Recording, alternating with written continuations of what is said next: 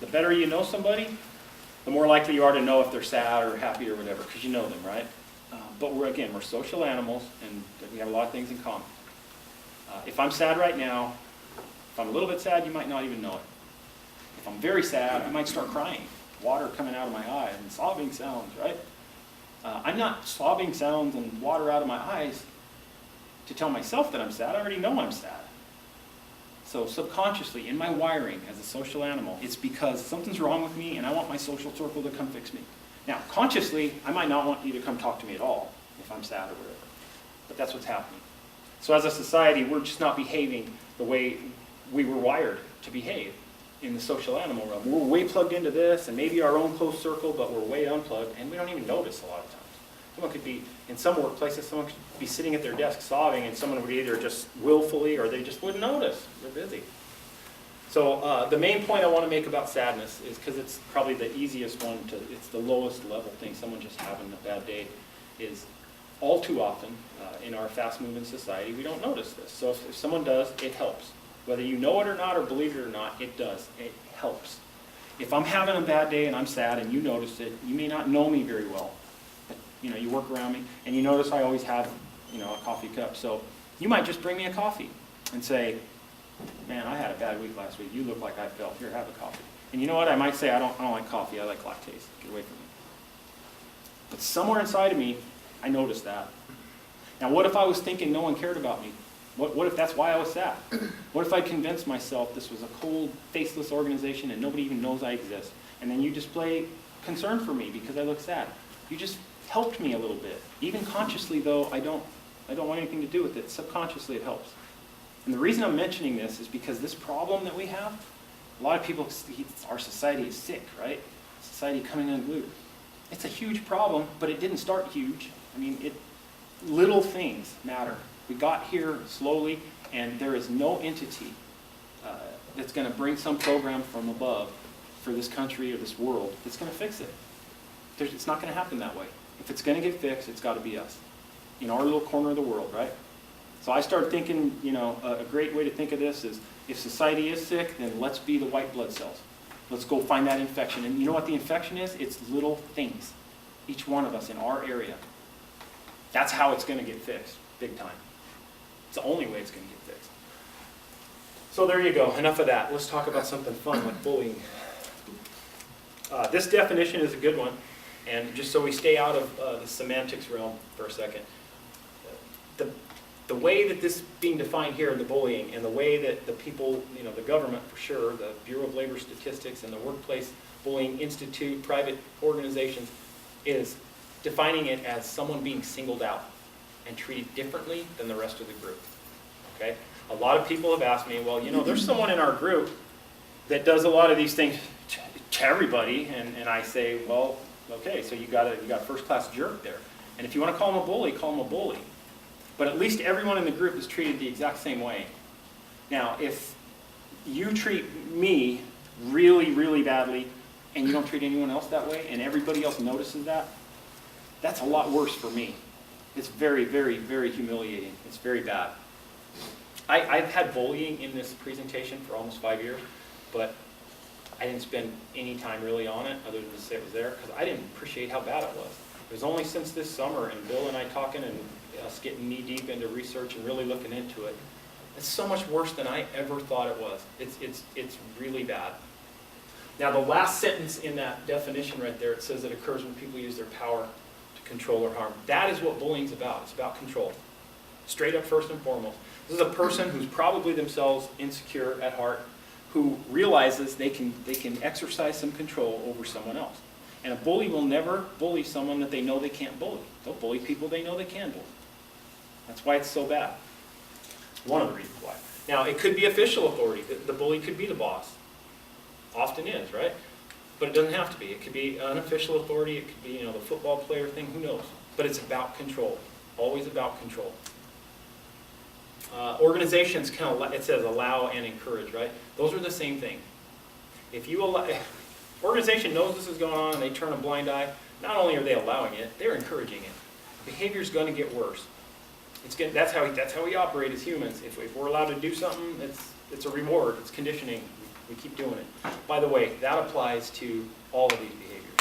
It applies all the way up to domestic abuse and all of them. If no one stops it, it gets worse. It just keeps getting worse. It's the same thing as encouraging it. Not illegal, by the way. Okay, it looks like a lot in the workplace. It can look very obvious. It can be, someone shouting someone down on a regular basis. And everybody knows what's going on. Nobody does anything about it. But a lot of times it's not so obvious. Sometimes it's, maybe even stealth bullying. It's different in a lot of cases. Sometimes someone's just they always put the blame on the same person. And it's usually unjustified. And people know it.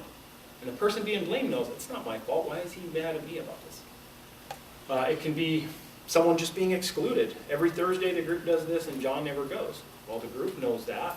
John knows that. It's kind of humiliating for John. The group's doing this thing, he's never included. Again, you see the pattern of singling someone out. Practical jokes. People hide behind jokes all the time. It's just joking. Okay, fine. If you play a practical joke on me, and you get a good laugh, and 5 people watch, and they all get a good laugh, and they slap you on the back, that was a good one. And I don't like it, and it hurts my feelings, or it embarrasses me, or whatever, but I don't say anything, I just gave you gold-plated permission to do it again. I mean, you just got a reward. You got a laugh, and other people laughed and told you were funny, and I didn't stop you. So I'm part of the problem now. That's the way it works. It doesn't fix itself. A nice lady at Germantown reminded us we should mention cyberbullying.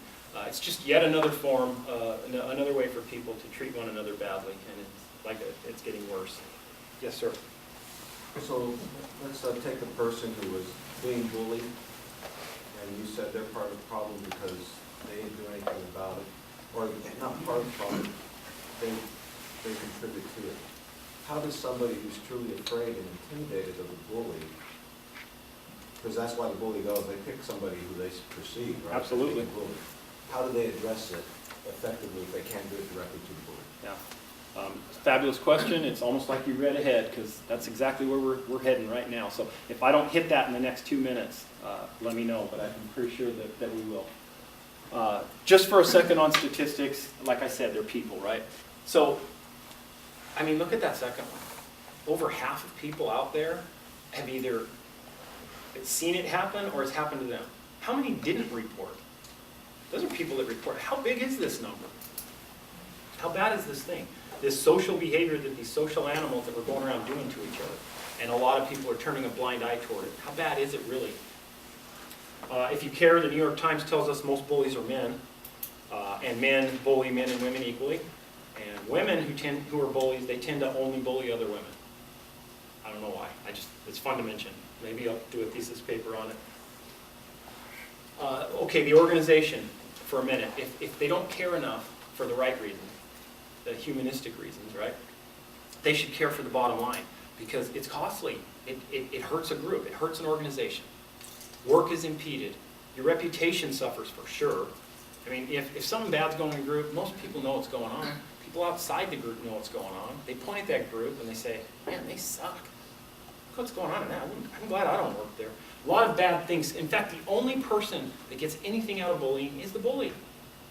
That's the only person that gets anything out of it. So here you go, sir. What does someone do if they're being bullied? If you know someone who's going through something like this, you can help them just by letting them know a little thing. And the first one is, it is about control. Maybe they never made that connection. Maybe someone going through this never thought, it is control. They're actually controlling. There's an old saying, I don't know who came up with it. I've said it for years. I tell it to my kids. I tell it to myself all the time. He who angers me controls me. Right? No one likes to be controlled. So the first thing you have to do is get that back.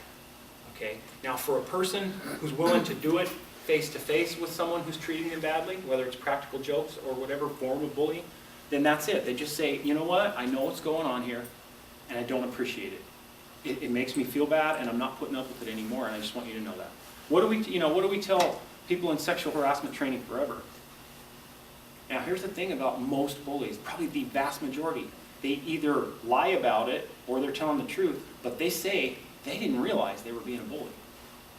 That's just how I act. And a lot of times they hide behind that, or they say that. But guess what? Once someone tells them, hey, that thing you're doing, that's not okay anymore. You understand now, right? Now, if you are, or your friend or whomever is intimidated by this bully, which a lot of times people are, the good news for you is in this very building, there's people that can help you with this right now. We're not waiting for some magical thing to come to fruition. In fact, you'll all leave here with 6 handouts total, little ones, not a ton of stuff, but one of them is a contact list, just of people you can call right now that are professional, smart, caring people who will handle problems professionally and discreetly and the right way. And this is one of the problems they can help with. So if a person is not able or of a mind to put their own hand up, there's people here that can help them through this process right now. And that's really important that we all know that. Because it is time for this. It's time for this to stop. It's just time for it to stop. I feel bad that I taught this stuff for so long and I never spent enough time on bullying. It makes me feel bad because there may be some people I could have helped. So we got to report this the right way.